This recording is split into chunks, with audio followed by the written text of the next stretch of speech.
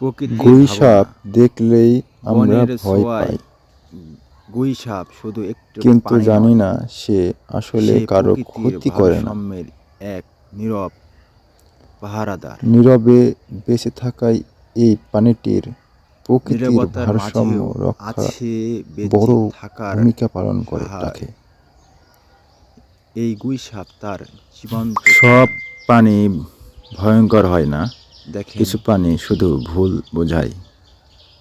এ লাজুক কথা। ভিডিওটা শেষ পর্যন্ত দেখবেন, ভালো ভুল ধারণা ভেঙে যাবে ইনশাল্লাহ।